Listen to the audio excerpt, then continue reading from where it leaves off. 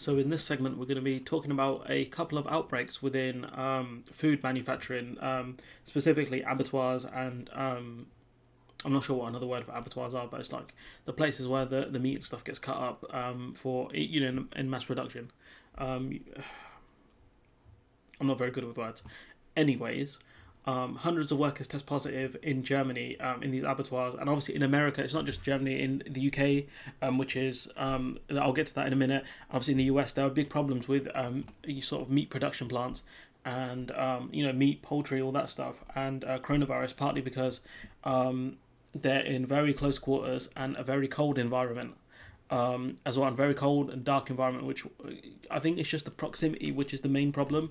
So thousands of people have been told to go into quarantine after a coronavirus outbreak at an abattoir. More than 650 people have tested positive for the virus at the meat processing plant in Gütersloh. I've butchered that, I'm so sorry. In the northwest of the country. Operations at the site have been suspended since Wednesday afternoon. So this article from the 17th, so it's last week. Yes, last week.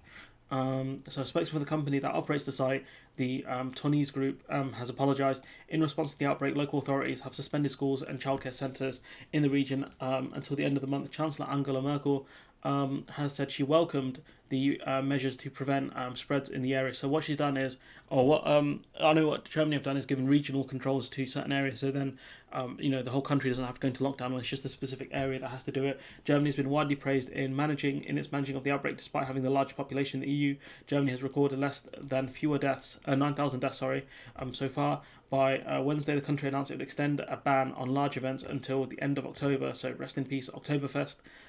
This is not the first time a meat processing plant has found itself at the centre of a coronavirus outbreak. Last month, Germany agreed proposing a ban to use temporary workers at abattoirs following a separate spate of infections in Munster and Coesfeld, North Rhine-Westphalia.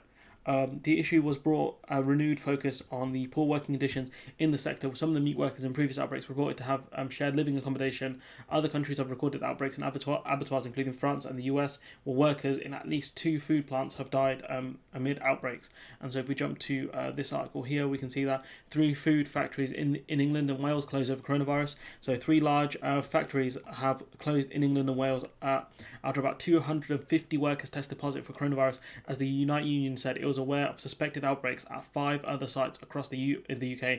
A meat processing site owned by Asda in West Yorkshire became the 3rd food plant in 48 hours to confirm an outbreak after about 150 workers fell ill with the virus. The Cobra plant, which supplies the bacon to Asda supermarkets and employs more than 500 people, has closed until next week with a test and trace program underway.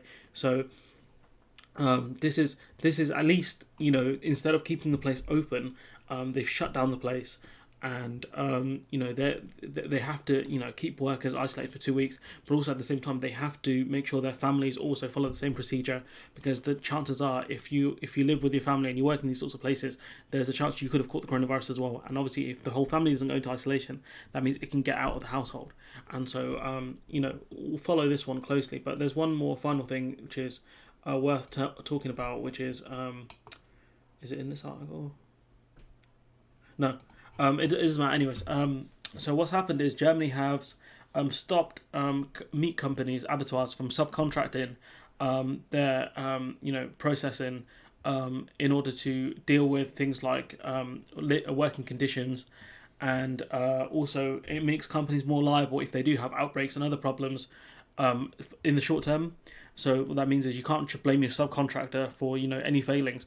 At the same time, it also means long term that companies have to be more careful and are more liable for any workers' rights abuses that their workers may suffer, which is a good thing. If there's any good things to come out of this whole pandemic, is that I'll take that. And so look, I'm gonna leave it there. Let me know what you guys think in the comments below. I don't see any vegans talking about this is another reason why to stop eating meat. Not about that life, but at the same time, it's important to look at these factories, and it's a good test to figure out why it's spreading so quickly in these factories. Is PPE, have they not been given PPE? Is there not enough? What's going on here?